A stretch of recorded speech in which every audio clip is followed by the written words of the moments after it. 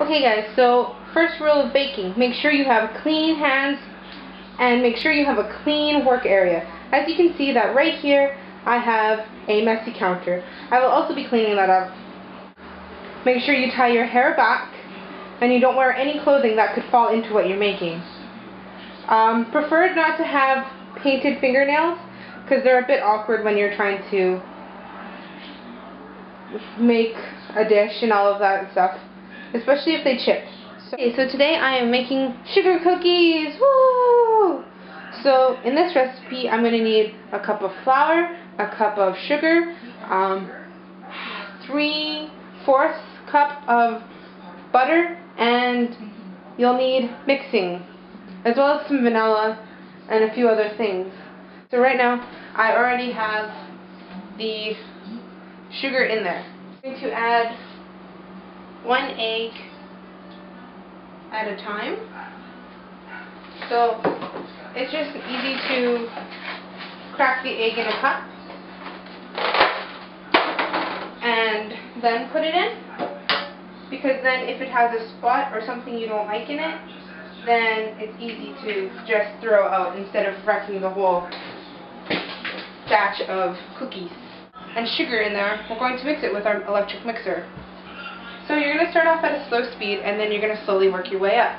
As you're doing this, you're going to add a dash of salt, a cup of flour, and a tablespoon of baking soda. You need 2.5 cups of flour. So I've got 2 in there already, and I will need 1/2 to go in next. So now that we've mixed all of the ingredients together, we're going to cover it with some plastic wrap, and it's going to sit in the fridge for an hour to chill.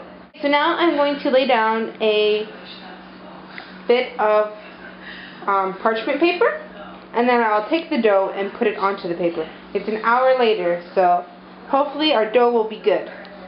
Another piece of parchment paper.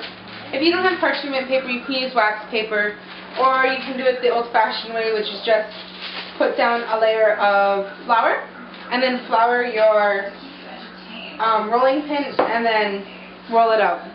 Both ways, very simple, easy. Cleanup is a bit more difficult, but it should be fine. So I'm going to start rolling this out, and then I will show you what it looks like afterwards. Okay, so now that you have it all flattened out, you can go into your bag and take out any of the shapes that you have. I have a bear, star, heart, which are very standard ones, and I like them a lot. But then I have a few that are a little different. I have a squirrel. I also have a bear. I have a porcupine. You can kind of tell, it looks kind of like a hedge. And I also have a moose. So, oh, as well as a coyote or wolf. I'm not too sure. I think it's coyote. To cut out shapes and then put them on an ungreased cooking sheet. If you want, you can grease it, but sugar cookies normally come out pretty easily because of all the sugar and all of the butter that's in them. Once you cut out your shapes, there's going to be a little bit extra, so you can just mold it back into a ball and roll it back out. Make sure you make it about this thick. I don't know if that makes any sense. So about 2/8 of an inch. It's easier to put onto your cooking sheet. If you make it too thin, they fall apart and they slip around very easily. You have your oven set at 400. Put them in for 8 to 10 minutes or until they're golden brown. But as you can see, these are the cookies when they're done. You want to make sure that the edges are golden brown or a little bit darker.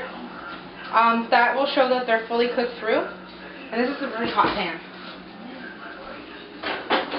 Right now I'm putting down an extra piece of parchment paper, and I'm going to be putting the cookies onto it to let them cool down. I do not have a drying rack, so it's a bit hard, and I don't want to put them on the surface just in case there's something on it that maybe didn't get picked up when I was cleaning it. Hopefully, but you never know. Once they've cooled down a little bit, and you can touch them easily, you can place them into a container and put them away for later or surprise a friend. Give them away as gifts. So thank you for watching. Bye!